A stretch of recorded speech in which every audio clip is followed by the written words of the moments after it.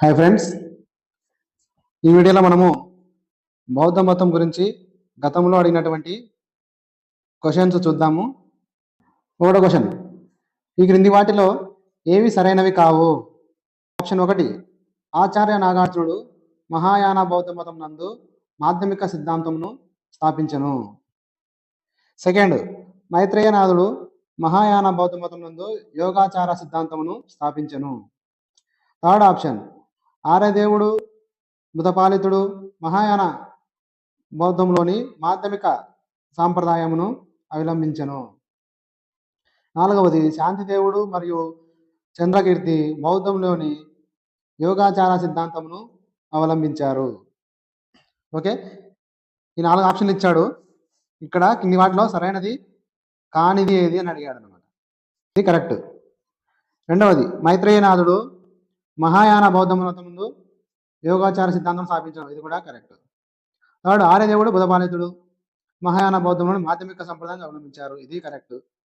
Fourth, శాంతిదేవుడు మరియు చంద్రకీర్తి మహాయాన బౌద్ధం యోగాచార సిద్ధాంతమును అవలంబించారు, తప్పు. కాబట్టి ఆన్సర్ వచ్చేసి ఫోర్త్.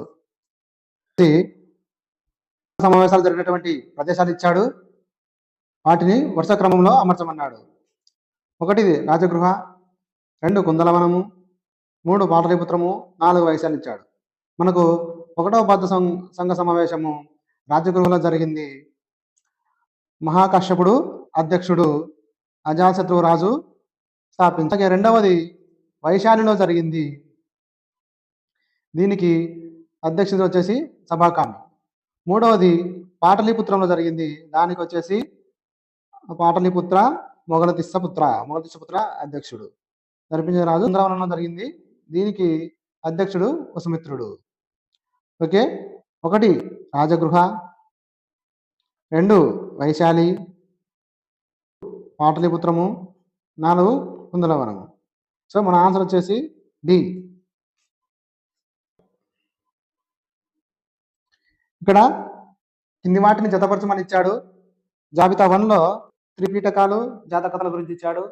జాబితా 2లో అవి ఏమి తెలిపాయని ఇచ్చాడు.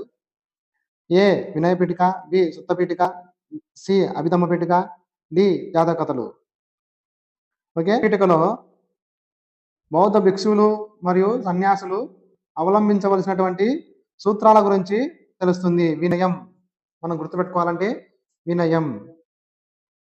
వినయంగా ఉండడం గురించి, కండక్ట్ అంటే అవలంబించినటువంటి సూత్రాలు. బి సుత్త